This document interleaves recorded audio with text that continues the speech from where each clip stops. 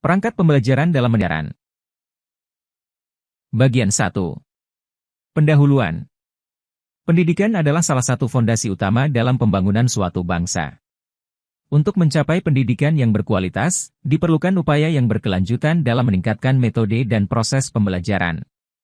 Salah satu faktor kunci dalam meningkatkan kualitas pembelajaran adalah penggunaan perangkat pembelajaran yang efektif dan efisien.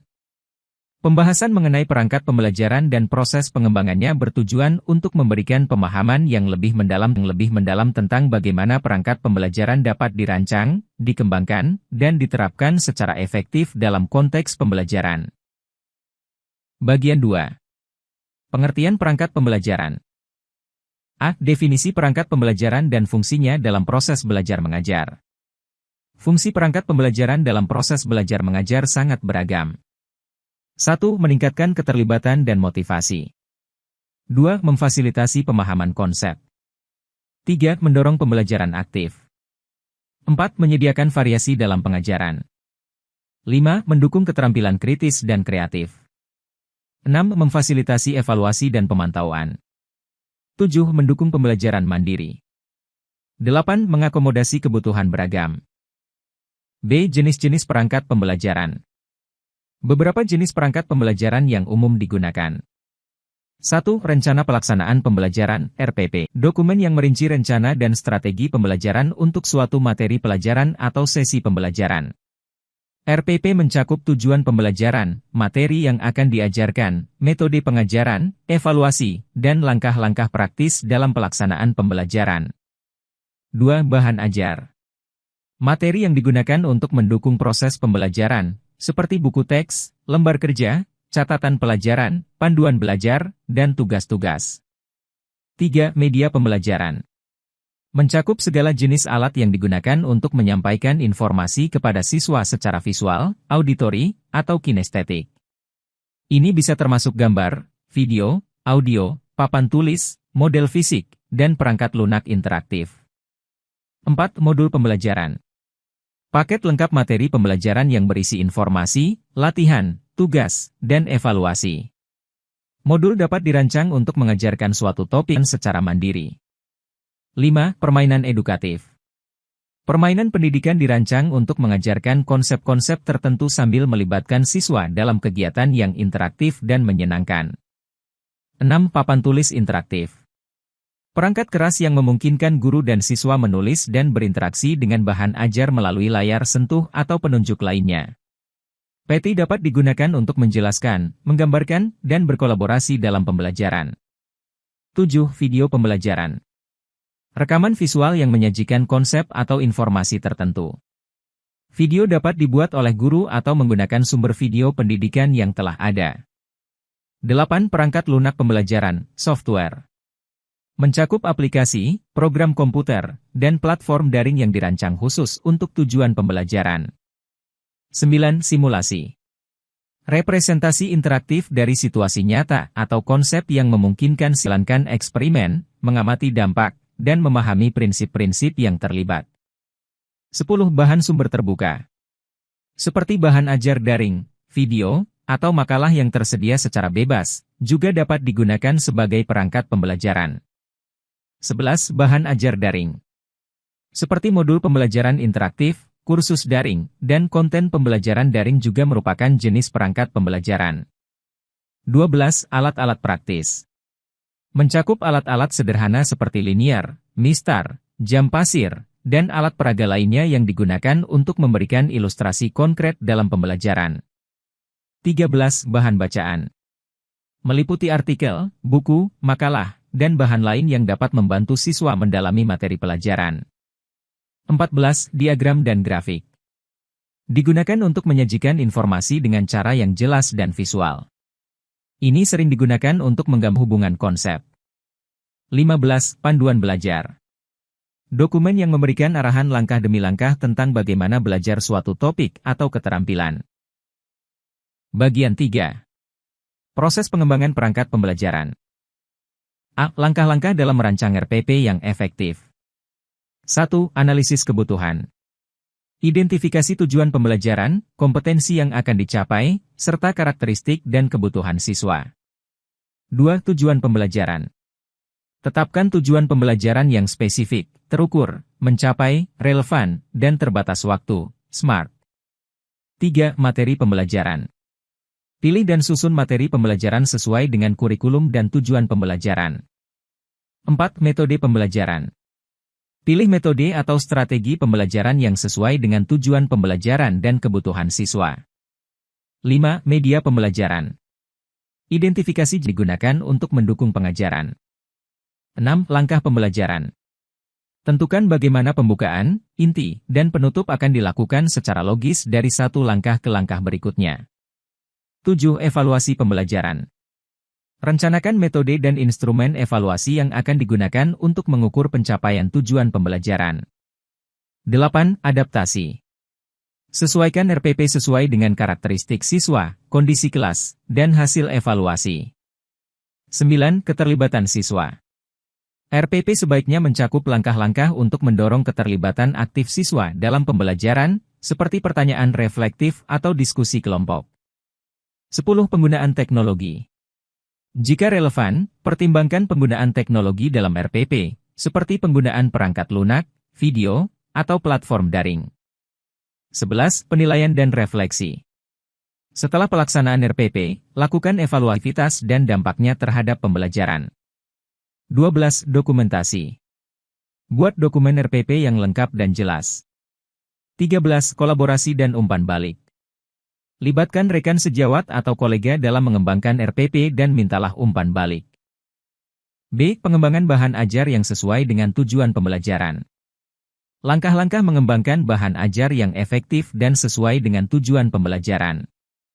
1. Identifikasi tujuan pembelajaran. Tujuan yang jelas dan terukur akan membantu mengarahkan pengembangan bahan ajar. 2. Analisis peserta didik. Pahami karakteristik dan kebutuhan peserta didik, seperti gaya belajar, tingkat pemahaman. 3. Pemilihan konten. Identifikasi konsep kunci dan informasi penting yang harus dimasukkan dalam bahan ajar. 4. Struktur dan organisasi. Bagi konten menjadi bagian-bagian yang logis dan urut susunan. 5. Pemilihan metode dan strategi pembelajaran. Tentukan metode atau strategi pembelajaran yang sesuai dengan tujuan pembelajaran dan karakteristik peserta didik. 6. Integrasi media dan teknologi. Pilih dan integrasikan media atau teknologi yang mendukung bahan ajar, seperti gambar, video, audio, atau perangkat lunak pembelajaran interaktif. 7. Pengembangan aktivitas pembelajaran. Rencanakan aktivitas pembelajaran yang akan melibatkan peserta didik secara aktif. 8. Pengembangan materi pendukung. Siapkan materi pendukung seperti lembar kerja, contoh-contoh, dan sumber daya tambahan yang dapat membantu peserta didik memahami konsep lebih baik. 9. Pengembangan penilaian. Buat instrumen penilaian yang sesuai dengan tujuan pembelajaran dan konten bahan ajar. 10. Pengujian dan revisi. Ujilah bahan ajar dengan beberapa peserta didik untuk mendapatkan umpan balik dan revisi bila diperlukan. 11. Desain visual. Gunakan tata letak yang bersih, font yang mudah dibaca, dan elemen visual yang mendukung pemahaman. 12. Pengembangan format akhir. Siapkan bahan ajar dalam format yang sesuai, apakah itu dokumen teks, presentasi slide, modul interaktif, atau bentuk lainnya. 13. Dokumentasi. Buat catatan atau dokumentasi tentang proses pengembangan bahan ajar, termasuk rincian tentang tujuan, metode, sumber daya, dan aktivitas yang terlibat. C. Pembuatan media pembelajaran yang menarik dan mendukung. Langkah-langkah dalam pembuatan media pembelajaran yang efektif. 1. Analisis kebutuhan. Identifikasi konsep atau informasi yang akan disampaikan melalui media tersebut.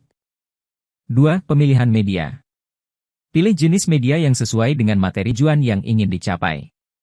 Media bisa berupa gambar, video, animasi, diagram, audio, atau kombinasi dari beberapa jenis. 3. Rencana visual. Pertimbangkan elemen-elemen seperti ukuran, warna, font, dan pengaturan konten agar mudah dibaca dan menarik. 4. Pengembangan konten. Pastikan konten tersebut jelas, akurat, dan relevan dengan tujuan pembelajaran. 5. Desain interaktif, jika diperlukan. Jika media pembelajaran akan digunakan secara interaktif, buat elemen-elemen interaktif seperti tombol, animasi, atau pilihan yang dapat diakses oleh pengguna. 6. Produksi. Produksi media pembelajaran, seperti pembuatan gambar, rekaman audio, atau pembuatan video. 7. Integrasi materi pendukung. Integrasikan materi pendukung seperti narasi, teks tambahan, atau penjelasan untuk membantu pemahaman peserta. 8. Uji coba. Ujilah media pembelajaran dengan sekelompok peserta didik atau rekan sejawat. 9. Revisi. Berdasarkan umpan balik dari pengujian, lakukan revisi dan perbaikan terhadap media pembelajaran. 10. Desain visual akhir. Buat desain visual akhir media pembelajaran. 11. Format akhir. Siapkan media pembelajaran dalam format yang sesuai dengan penggunaannya, seperti file video, presentasi, atau situs web. 12. Dokumentasi. Buat catatan atau dokumentasi tentang proses pembuatan media pembelajaran, termasuk rincian tentang tujuan, desain, dan pengembangan konten. 13. Distribusi dan penggunaan. Distribusikan media pembelajaran kepada pengguna yang dituju. 14. Evaluasi. Setelah media pembelajaran digunakan, lakukan evaluasi terhadap efektivitasnya dalam mencapai tujuan. 15. Pemeliharaan. Perbarui atau perbaiki media pembelajaran sesuai dengan perubahan kurikulum, umpan balik pengguna, atau perkembangan teknologi. Bagian 4. Komponen-komponen perangkat pembelajaran. A. Tujuan pembelajaran yang jelas dan spesifik. 1. Spesifik. 2. Mengukur. 3. Terukur, measurable. 4. Terfokus, focused. 5. Relevan. 6. Waktu, time bound. 7. Motivasi. B. Strategi pembelajaran yang variatif dan sesuai dengan konten. 1. Konteks pembelajaran. 2. Tujuan pembelajaran. 3. Beragam gaya belajar. 4. Interaktif. 5. Relevansi konten. 6. Kreativitas. 7. Keterlibatan aktif. 8. Variasi aktivitas. 9. Penggunaan teknologi. 10. Fleksibilitas. 11. Penilaian terintegrasi. C. Penilaian pembelajaran yang komprehensif dan beragam. 1. Mengukur tujuan pembelajaran. 2. Beragam jenis penilaian. 3. Kriteria penilaian. 4. Rubrik penilaian. 5. Format penilaian. 6. Penilaian formatif dan sumatif. 7. Keterlibatan siswa. 8. Konsistensi. 9. Penilaian autentik. 10. Adaptasi. 11. Umpan balik. 12. Pemantauan dan evaluasi. Bagian 5. Penerapan perangkat pembelajaran dalam praktik. A. Integrasi RPP dalam perencanaan dan pelaksanaan pembelajaran. 1. Perencanaan awal. Mulailah dengan menganalisis kebutuhan dan karakteristik siswa. Tujuan pembelajaran yang spesifik, terukur, dan relevan dengan konten. Pilih materi pembelajaran yang sesuai dengan tujuan dan pilih metode atau strategi pembelajaran yang efektif untuk mencapai tujuan tersebut. 2. Penyusunan RPP. Buat struktur RPP yang mencakup bagian-bagian seperti identifikasi mata pelajaran, kelas, tema pembelajaran, tujuan, materi, metode, media, langkah-langkah pembelajaran, dan penilaian. Jelaskan secara rinci aktivitas pembelajaran yang akan dilakukan, termasuk langkah-langkah praktis dalam mengajar. Tentukan jenis-jenis penilaian yang akan digunakan untuk mengukur pencapaian tujuan pembelajaran. 3. Pelaksanaan pembelajaran. Ikuti langkah-langkah yang telah dirancang dalam RPP saat melaksanakan pembelajaran. Jika diperlukan, lakukan penyesuaian atau perubahan terhadap RPP sesuai dengan respons dan kebutuhan siswa saat proses pembelajaran berlangsung. Libatkan siswa secara aktif melalui metode interaktif yang telah direncanakan. 4. Evaluasi dan refleksi. Selama dan setelah proses pembelajaran, lakukan evaluasi untuk memantau pencapaian tujuan dan efektivitas RPP. Bandingkan hasil pelaksanaan dengan apa yang telah direncanakan dalam RPP. Berikan umpan balik kepada siswa tentang perkembangan mereka. 5. Penyempurnaan. Berdasarkan evaluasi dan umpan balik, lakukan penyempurnaan pada RPP untuk perencanaan dan pelaksanaan pembelajaran di waktu yang akan datang. Selalu bersiap untuk menyesuaikan RPP dengan kondisi dan kebutuhan yang berkembang seiring waktu. B. Pemanfaatan bahan ajar untuk mendukung tujuan pembelajaran. 1. Pemilihan bahan ajar. Pahami tujuan pembelajaran yang ingin dicapai dan identifikasi jenis bahan ajar yang paling sesuai untuk mencapai tujuan tersebut. Pertimbangkan konteks kelas siswa dan sumber daya yang tersedia saat memilih bahan ajar. 2. Penyusunan materi. Susun materi pembelajaran dengan struktur yang teratur dan logis. Pastikan bahan ajar menggambarkan keterkaitan antara konsep-konsep yang diajarkan. 3. Kreativitas dalam presentasi. Gunakan gambar, diagram, grafik, atau video untuk membantu visualisasi konsep yang kompleks. Sertakan contoh-contoh nyata atau studi kasus yang relevan untuk membantu siswa memahami konsep dalam konteks kehidupan sehari-hari. 4. Keterlibatan siswa. Sertakan aktivitas yang melibatkan siswa secara aktif, seperti latihan, tugas, atau diskusi berkelompok. Sertakan pertanyaan reflektif atau soal-soal yang mendorong pemikiran kritis dan analitis. 5. Adaptasi terhadap kebutuhan siswa. Jika kelas memiliki beragam tingkat kemampuan atau gaya belajar, pertimbangkan untuk bahan ajar atau tugas yang sesuai dengan kebutuhan individu. 6. Teknologi dan media. Gunakan teknologi seperti presentasi slide, video pembelajaran, perangkat lunak interaktif, atau platform daring untuk menyajikan bahan ajar dengan lebih menarik. 7. Umpan balik dan evaluasi. Pastikan bahan ajar mendukung jenis-jenis penilaian yang telah ditentukan dalam RPP. Gunakan bahan ajar untuk memberikan umpan balik kepada siswa mengenai pemahaman dan kinerja mereka. 8. Revisi dan penyempurnaan. Lakukan evaluasi terhadap efektivitas bahan ajar dan respon siswa secara berkala. Jika diperlukan, lakukan perbaikan atau penyempurnaan pada bahan ajar berdasarkan umpan balik dan evaluasi. C. Penggunaan media pembelajaran dalam menjelaskan konsep dan memfasilitasi pemahaman siswa. 1. Pemilihan media yang tepat. Tentukan konsep atau topik yang ingin dijelaskan media pembelajaran. Pilih jenis media yang paling sesuai untuk mengilustrasikan konsep tersebut. 2. Desain visual yang efektif. Pastikan tata letak media pembelajaran mudah dipahami dan mengikuti alur penjelasan. Gunakan warna yang kontras dan sesuai untuk membedakan elemen-elemen penting dalam media. 3. Animasi dan simulasi. Gunakan animasi untuk menggambarkan perubahan seiring waktu atau proses yang dinamis.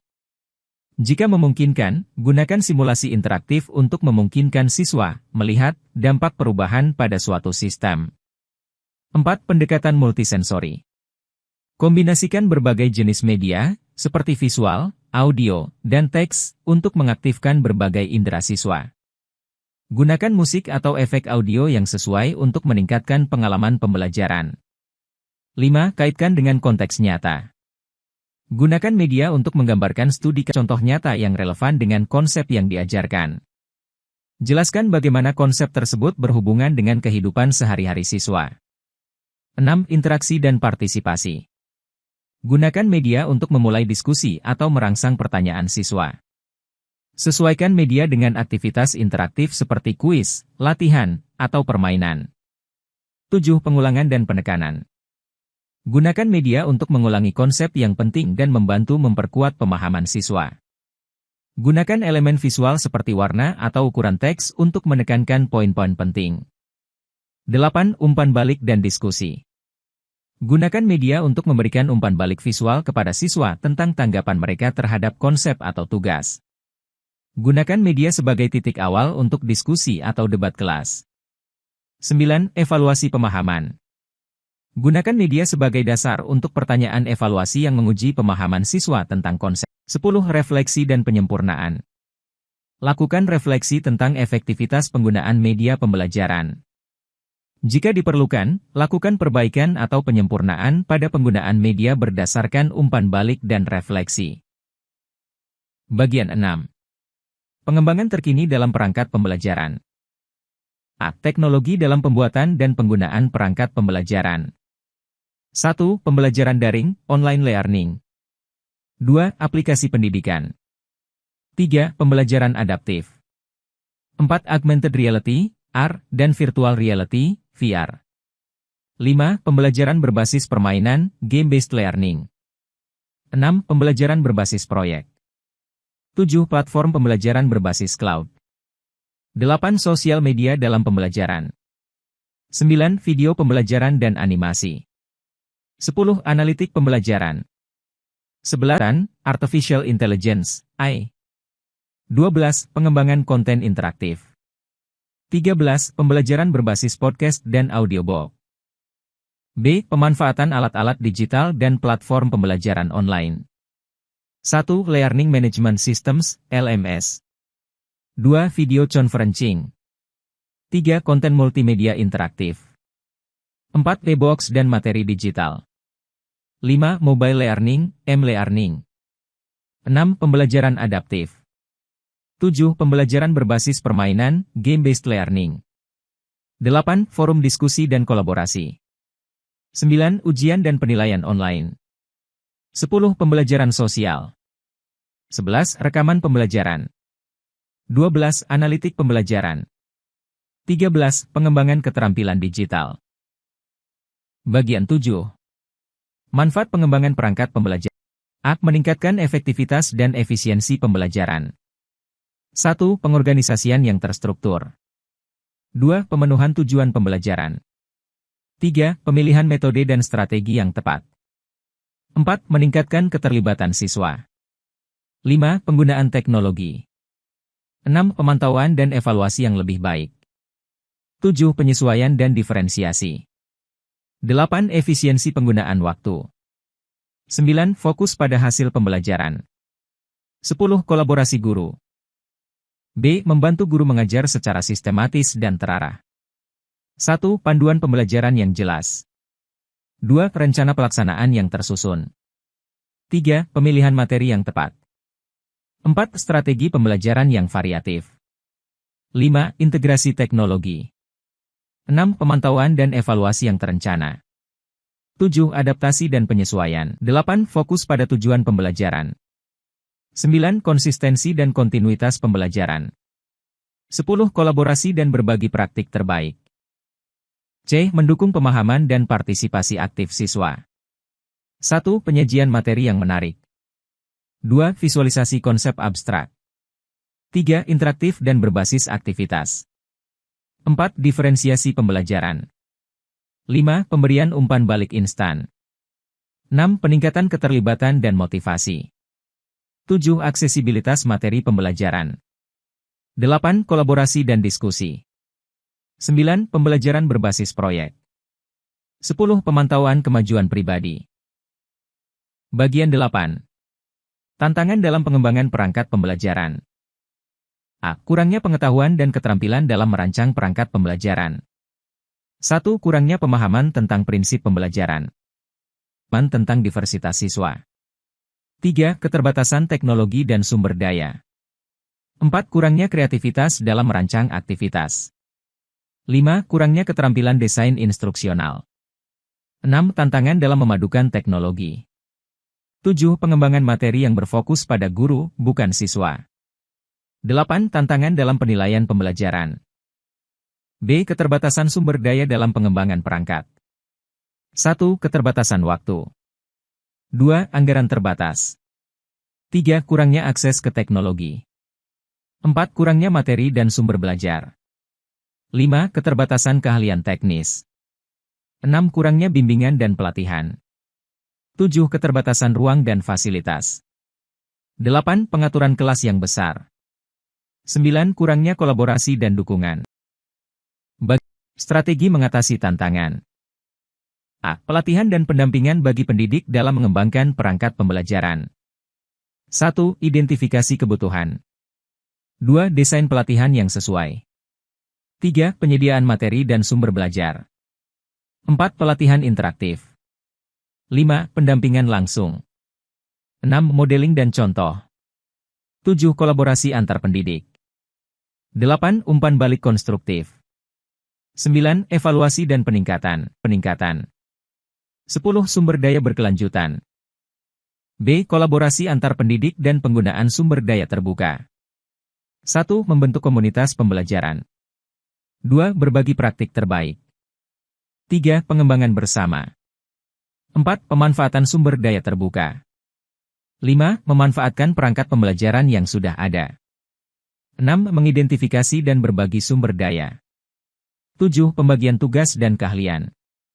8. Diskusi dan umpan balik. 9. Pengembangan proyek bersama.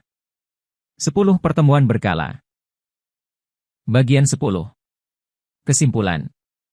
Dengan memahami peran penting perangkat pembelajaran dan proses pengembangannya, para pendidik dapat lebih siap untuk menciptakan lingkungan pembelajaran yang dinamis dan sesuai dengan kebutuhan serta perkembangan peserta didik. Semua elemen ini secara bersama-sama akan berkontribusi pada peningkatan kualitas secara keseluruhan.